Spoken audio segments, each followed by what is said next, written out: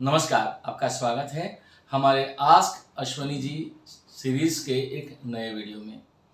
दोस्तों, आज का वीडियो जो है बहुत एक्साइटिंग होने वाला है, क्योंकि इस वीडियो में मैं आपको कुछ ऐसी बातें बताऊंगा, कुछ ऐसे सीक्रेट्स बताऊंगा, और मैं ये बिल्कुल अधिकार से दावे से कह सकता हूं, क्योंकि आज मैं जो इस वीडियो में बताने वाला हूं वो मेरे पिछले 25 से भी अधिक सालों के रिसर्च का नतीजा है।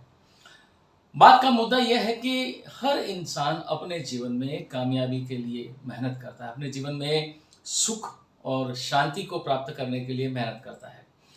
लेकिन अक्सर ये देखा गया है कि करीब 90% से भी ज़्यादा लोगों का जीवन जो है कष्टों से भरा हुआ होता है। और जैसे कि मैंने कई मेरे वीडियो में पहले कहा है कि pain is essential, suffering is optional.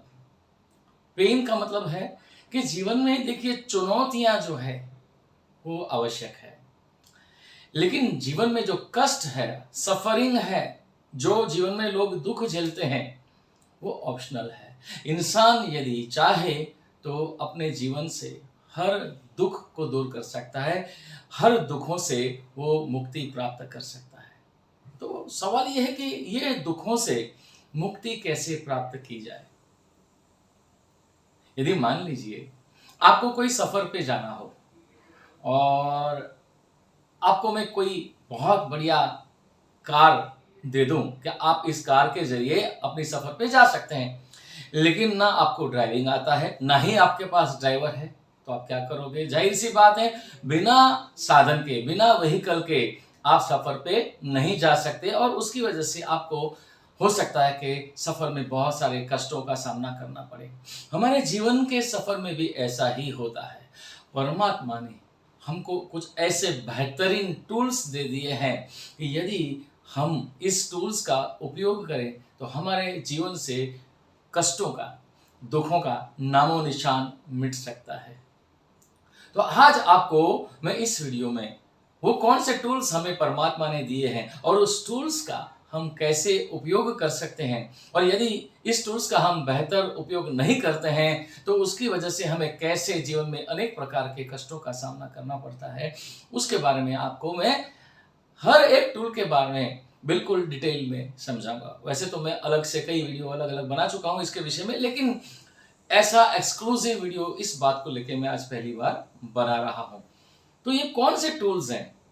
मैं पहले मेरे एक शॉर्ट रील में बोल चुका हूं कि परमात्मा ने हमें बहुत अनमोल गिफ्ट दी है, वो है इंस्टिंक्ट और इंटेलेक्ट का। बाकी जानवरों को केवल इंस्टिंक्ट दिया है, जिस इंस्टिंक्ट का जानवर अपने शिकार को या अपने खुराक को प्राप्त करने के लिए या बाकी जानवरों के हमले से अपने आप को बचाने के लिए करते हैं। लेकिन इंसान ही केवल एक ऐसा जीव है इस धरती पर जिसे परमात्मा ने इंस्टिंक्ट के साथ में इंटेलेक्ट यानी कि बुद्धि भी दी है। पर कुछ खास और भी टूल्स परमात्मा ने हमें दिए हैं जो हमें इस धरती पर बाकी जीवों से अलग करता है। बाकी जीवों में जिसमें सिर्फ प्राण है उसे हम प्राणी कहते हैं, जिसमें सिर्फ जान है उसे हम जानवर कहते हैं, लेकिन हम मानव कहलाते हैं क्योंकि हमारे पास मन है। जिसके पास मन है उसे मानव कहते हैं। तो आइए बात करते हैं वो कौन से टूल्स हैं जो परमात्मा ने हमें दिए हैं, और एक एक टूल के बारे में हम डिटेल में समझेंगे कि कैसे हम इस टूल का उपयोग कर सकते हैं। तो पहली बात तो यह है कि ये जो टूल है उसको कहते हैं अंतःकरण। हमें परमात्मा ने 4 अंतःकरण दिए हैं जिसको कहते हैं मन, बुद्धि, चित्त और अहंकार। तो आइए पहले बात करते हैं मन की। मन, सवाल यह है कि क्या हम मन का सही उपयोग करते हैं? मन का सही उपयोग करने की बात तो बहुत दूर है, क्या मन सही मायने में क्या है ये हमें पता है।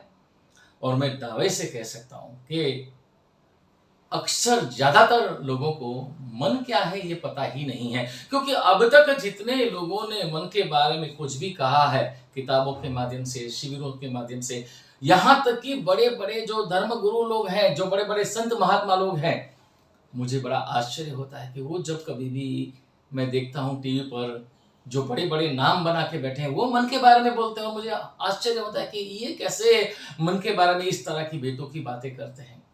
अब तक हमने सुना है कि सबकॉन्शियस माइंड पावरफुल है, हालांकि मैं इसके बारे में पहले कई बार कह चुका हूं कि ये बिल्कुल गलत धारणा है। जैसे कि मैंने कहा कि मन, बुद्धि, चित्त, अहंकार, है ना। मन, दूसरा है बुद्धि, तीसरा है चित्त और चौथा है अहंकार। अब हम समझते हैं, जैसे कि मन की बात करते हैं कि पावर ऑफ सबकॉन्शियस माइंड, ऐसा कहा जाता है, हालांकि वो बिल्कुल गलत है। मन व्यक्तिगत नहीं है। सवाल यह है कि क्या मन आपका उपयोग करता है या आप मन का उपयोग करते हो।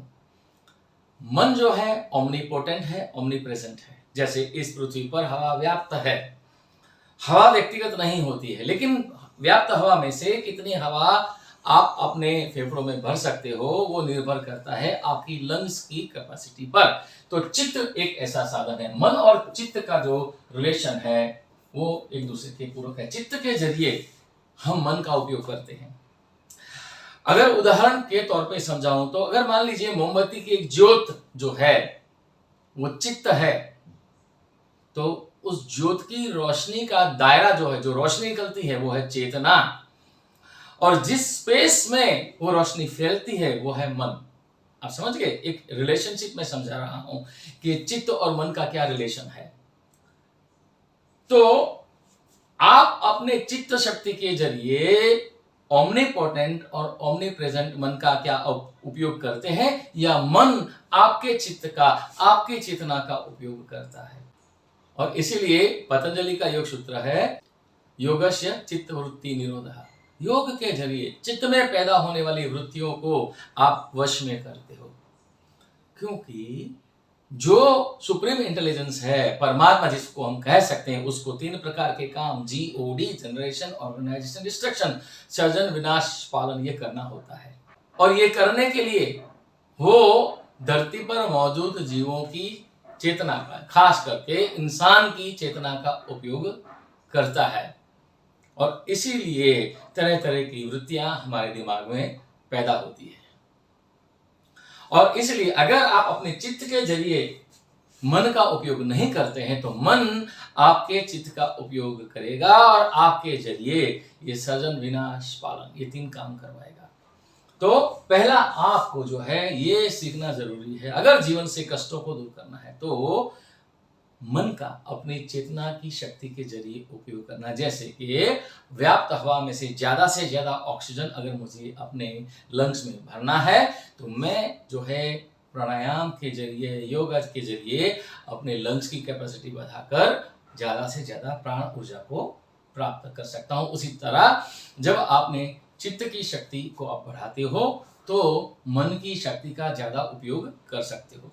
और सबसे बड़ी गलतफहमी या सबसे बड़ा झूठ जो आजकल प्रवर्तमान है ये है कि मन को जीवन में भौतिकता को आकर्षित करने के साधन के रूप में पेश किया जाता है कि आप मन की शक्ति से जीवन में बहुत सारे सुख समृद्धि को आकर्षित कर सकते हो। और जो एक सीक्रेट नाम का मूवी आया था जिसमें बताया था आस्क बिलीव रिसीव, आप सोचिए कि आपको मिल गया है, इस तरह की बातें, विजुअलाइजेशन वगैरह सिखाया जाता है। ऐसे नहीं होता है। तो मन की ये जो परिकल्पना है वही गलत है। आप समझिए, मन जो है ना वो भौतिकता के साथ उसका कोई लेना देना नहीं है। मन एक माध्यम है जिसके जरिए ये पूरी प्रकृति को नियंत्रित करने वाली वो शक्ति, सुप्रीम इंटेलिजेंस यानी कि परमात्मा, आपसे मार्गदर्शन करता है, आपसे बात करता है।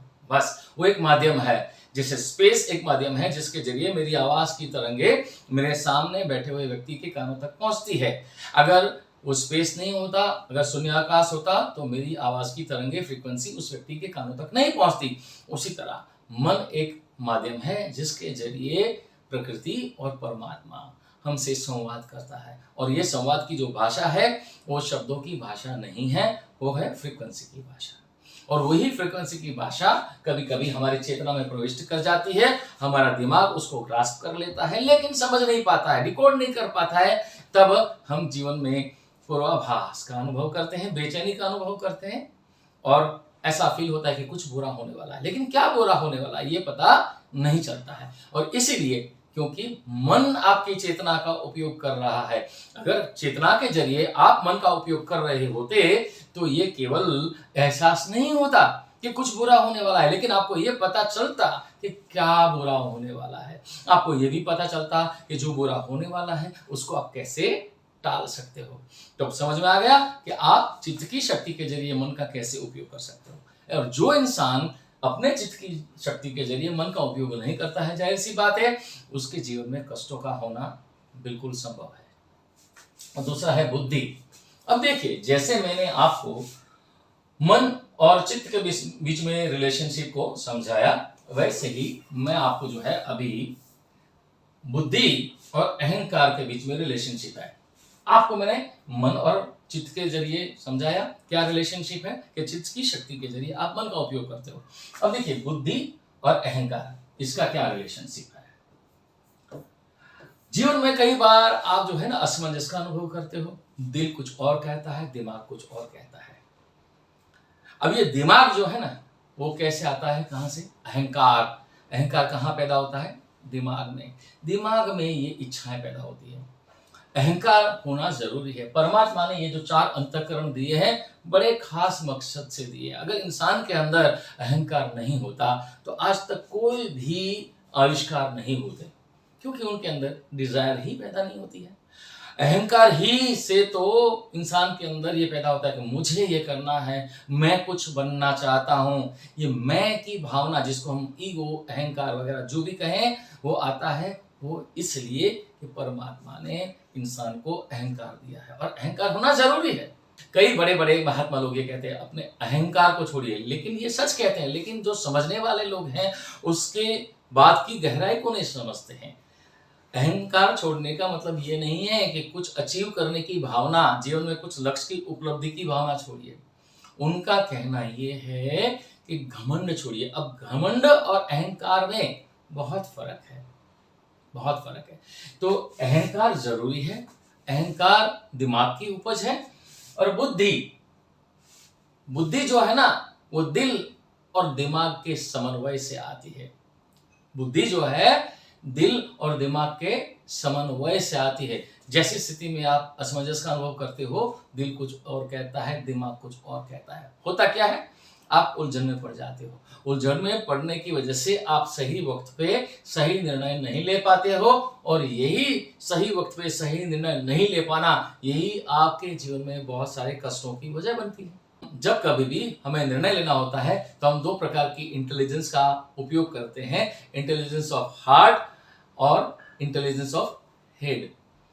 कभी कभी ऐसी स्थिति होती है कि जिसमें आपका दिल का पलड़ा भारी होता है, मतलब आप भावुक होके, भावनाओं को वश होकर निर्णय ले लेते हो और दिमाग परेशान हो जाता है। कभी कभी ऐसा होता है कि आपकी दिमाग का पलड़ा भारी होता है, मतलब आपका अहंकार उस स्थिति में ज्यादा भारी होता है और आप अपने अहंकार को वश होकर निर्णय ले लेते हो और दिल परेशान होता है।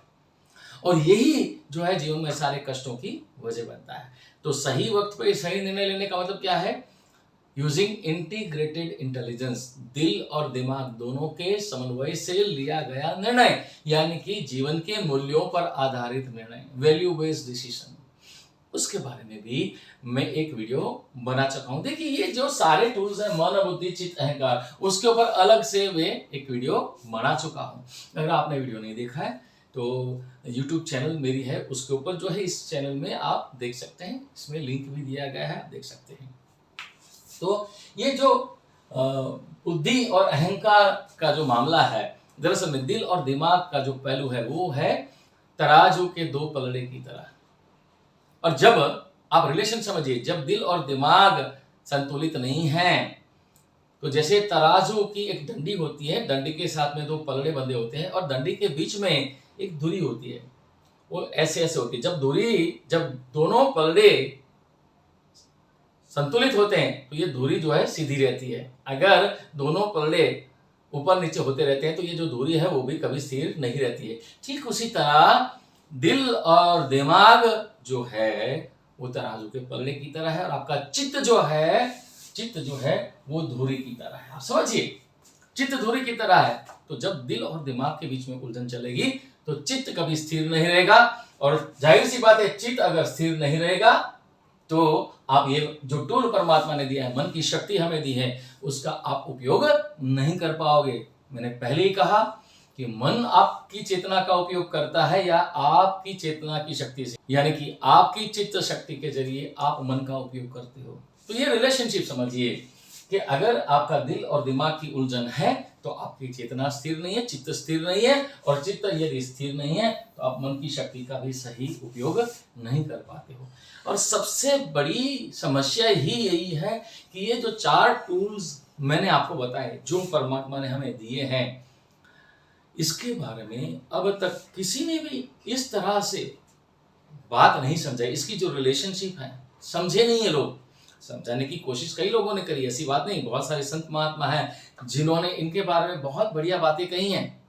आप देखिए, हमारे संत कबीर, वो कोई इतने पढ़े लिखे नहीं थे, लेकिन उनके दोहों के अंदर आपको ये सारा ज्ञान गूढ़ रूप से मिलेगा। प्रॉब्लम यही है कि आज के समय में नॉलेज तो लोगों के पास बहुत है, लेकिन विजडम नहीं है। पहले के जो संत महात्मा थे उनके पास ये डिग्रियां वगैरह नहीं थी, उस तरह का नॉलेज नहीं था, लेकिन उनके पास विजडम था। और ये जो सारी बातें हैं ना, वो नॉलेज की नहीं है, किताबों में नहीं होती, ये विजडम की बातें हैं। इसको विजडम के रूप से दिल और दिमाग के समन्वय के जरिए समझना पड़ेगा। और इस वीडियो देखने के बाद मुझे उम्मीद है कि आपको ये समझ में आ गया होगा कि मन और चित्त का क्या रिलेशन है, बुद्धि और अहंकार का क्या रिलेशन है, और कैसे इसके जरिए बुद्धि और अहंकार का प्रभुत्व हमारे चित्त पर होता है। और जब हमारा चित्त जो है स्थिर नहीं रहता है तो उसकी वजह से हमारा मन का भी हम पूरी शक्ति का उपयोग नहीं कर पाते। तो चित्त और मन का क्या रिलेशन है ये भी आप समझ गए होंगे। तो जो इंसान ये जो 4 पहलू, जिसको हम कहेंगे अंतःकरण, उसके ऊपर विजय पा लेता है, उसके ऊपर नियंत्रण पा लेता है, उसका उपयोग उच्चतम रूप से, उत्कृष्ट रूप से कैसे करना है अगर वो जान लेता है, तो मैं यकीन से कह सकता हूं कि उसके जीवन में कोई कष्ट नहीं रहेगा।